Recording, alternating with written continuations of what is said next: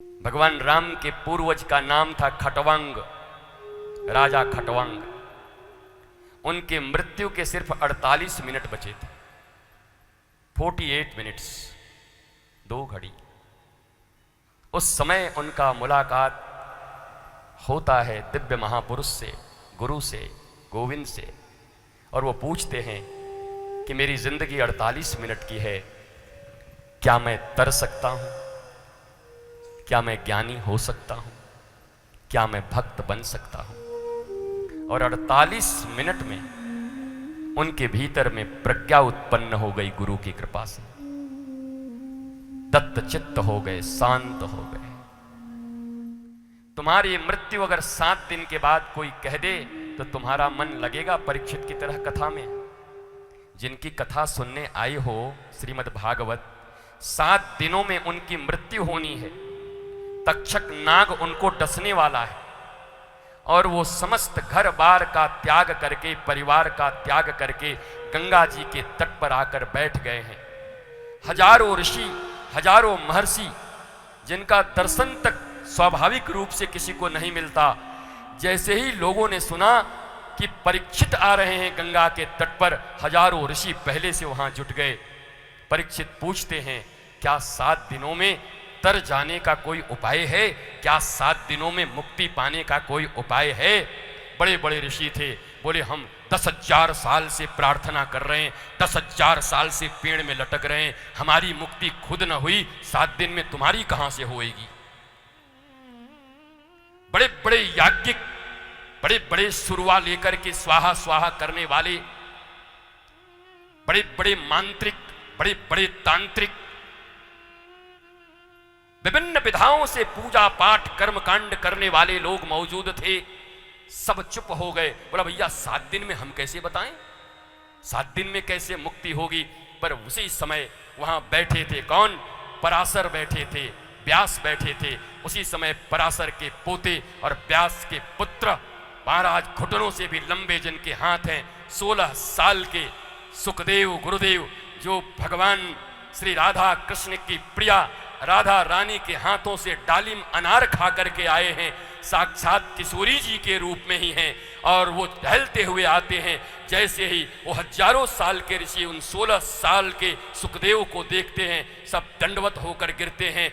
व्यास अपने दाढ़ी से रास्ते बुहारने लगते हैं, पराशर अपने कपड़े को उतार करके बिछा देते हैं। अरे गुरुदेव, सुखदेव आ गए, सुखदेव आ गए, कहीं इनके पांव में कांटा न गड़ जाए।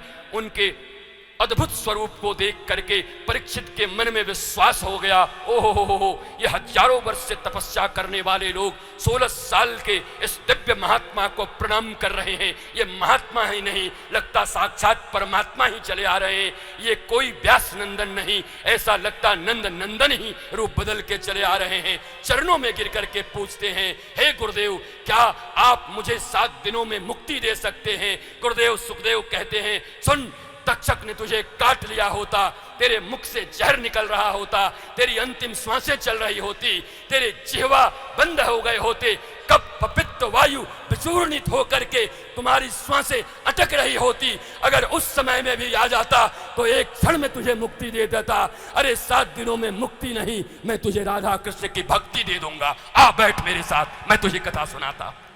16 साल के गुरुदेव सुखदेव ने कथा सुनाई और मुक्ति नहीं, भक्ति प्रदान कर दिया। मुक्ति भक्ति की दासी है, तुम क्यों मुक्ति के पीछे भागोगे? अगर भक्ति मिल गई तो ज्ञान और वैराग्य भी तुम्हें मिल जाएंगे, और मुक्ति दासी है, भक्ति प्राप्त कर लोगे तो न ज्ञान की कमी होगी, न वैराग्य की कमी होगी, और न फ्रीडम की कमी होगी, न सेल्वेशन की कमी होगी, न मुक्ति की कमी होगी।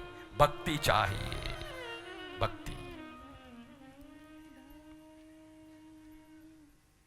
अहम भक्त पराधीनो इव स्वतंत्र इव द्विजा साधुर्वीरग्रस्तहृदयो भक्तैर्भक्त जना प्रिया बिनु विश्वास भक्ति नहीं एहि बिन द्रवहीन राम, राम कृपा बिनु सपने हो। हाय हाय जीवन लह विश्राम, जीवन लह विश्राम। भक्ति ही अमूल्य है। हम सब विभक्त हैं, बटे हुए। एक दिल के टुकड़े हजार हुए,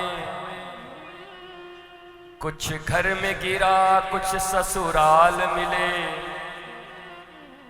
एक दिल के टुकड़े हजार हुए, कुछ यहाँ गिरा कुछ वहाँ गिरा।